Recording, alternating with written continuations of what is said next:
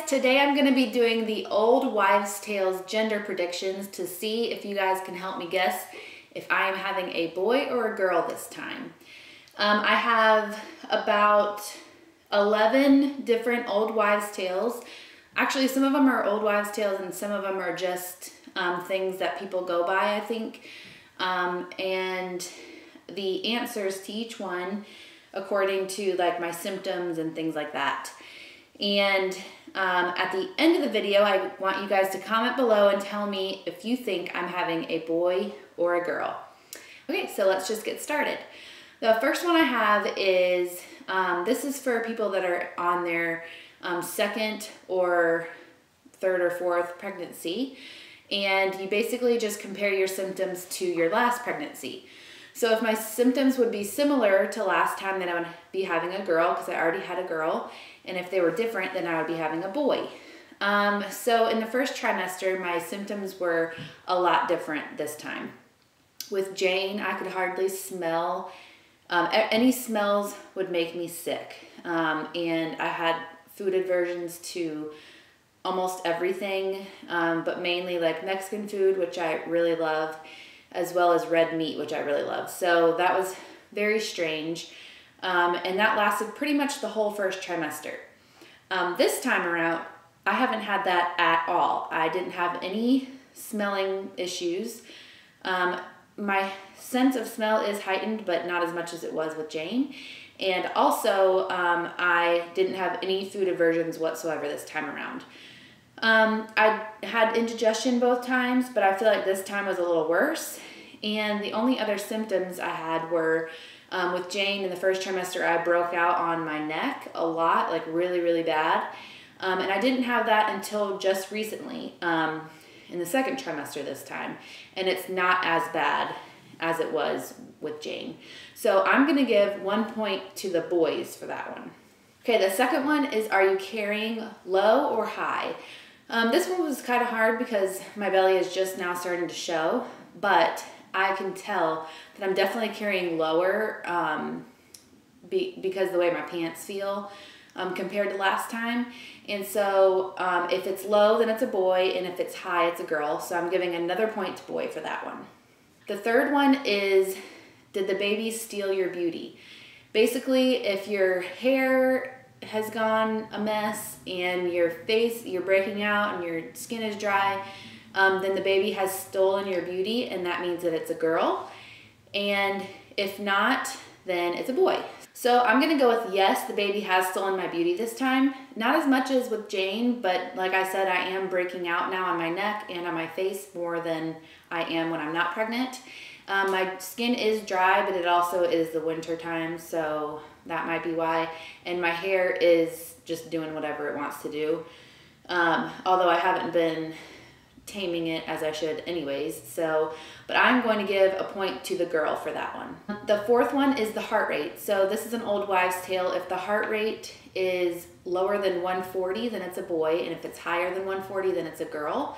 And all of Jane's heart rates, whenever I went to the doctor, were like 150 and above. And this time, the first visit, I believe the baby's heartbeat was at 150. But every single time since then, it's been low, like 137, 141, and then another one under 140, I can't remember. So I'm definitely giving a point to the boys for that one. So that is right now 3 points for boys and 1 point for girls. Number 5 is the Chinese gender chart. If you haven't heard of this, you can Google it. It's basically a chart that the Chinese go by, calculating the month that you conceived and your age. And then I think it's actually your lunar age, so maybe like your Chinese age or something like that. But if you Google it, they calculate it for you. And it was right for Jane. It said girl for Jane. And the Chinese gender chart this time said boy. So that's another point for boy. The sixth one I have is, are you craving sweet or salty? If you crave sweet, then the old wives' tale says you're having a girl. And if you crave salty, then it says you're having a boy. I did not answer this one because I haven't really had any cravings necessarily, but when I do have cravings, it's all over the place. There was one week where I was craving ice cream, another week that I was craving a bunch of spicy food. So I haven't really been craving anything specific. With Jane, I definitely craved sweets almost the whole time. So I'm not going to answer that one, but if you want to answer that one on your video, or if you're trying to predict them, that's a good one to do. Number 7 is if you were really sick in the first trimester, then you're having a girl. And if you weren't so sick, then you're having a boy. Even though I felt like death in the first trimester, I was super, super tired. And like all of you guys know, if you watch my videos, I had super bad indigestion.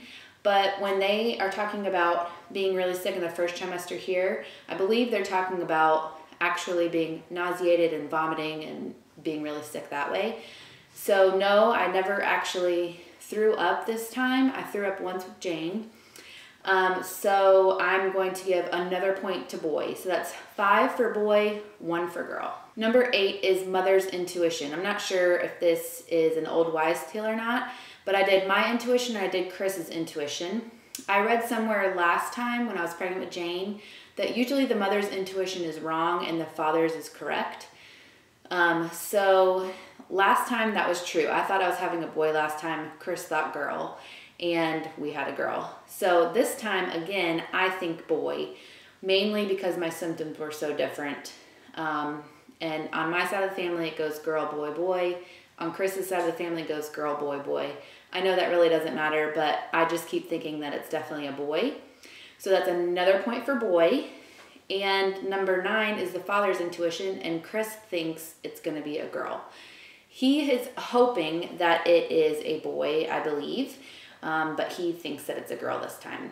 So that's 6 points for boy and 2 points for girl. Okay, number 10 is if you sleep on your left side, then it's a boy, and if you sleep on your right side, then it's a girl. Basically, whatever side you feel more comfortable on. I'm actually a belly sleeper, but this pregnancy so far, when I have to sleep on my side, I feel a lot more comfortable on my right side. Now, I know you're supposed to lay on your left side, something about the way your blood flows. So I try to lay on that side, but it's not very comfortable. So I'm gonna go with sleeping on my right side, and that's another point for girl. And the last one that I have is the baking soda urine test. It's kind of gross, but you just put a little bit of baking soda in a cup, you add your pee to the cup, and if it fizzes, then it's a boy, and if it doesn't do anything, then it's a girl. And I will put in the clip right now of me doing that. All right, so I have my baking soda here, and I'm gonna pour my pee in here, and if it fizzes, then that means it's a boy, and if it doesn't do anything, then that's a girl. So let's see.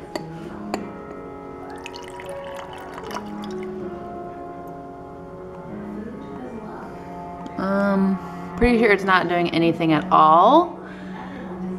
So that is a point for the girls. And as you can see, it didn't do anything at all, so that's another point for girl. And that's all of the gender predictions that I have that I wrote down. I tried to Google some more, but I couldn't find any that were really good. So out of the 11 here, I didn't answer one of them, so there's 10 total options, and I ended with 6 points for boy and 4 points for girl. So let me know in the comments if you think I'm going to be having a boy or a girl and why. And let me know also if you did any of these wives' tales, if they worked for you, if they didn't work for you, and your experience. I love to hear about that, and I want to know if it worked for you guys. So thanks for watching. I appreciate it. Give it a thumbs up if you liked it, and subscribe to my channel. I put videos out every Monday, Wednesday, and Friday for you guys. And I will see you next time. Bye.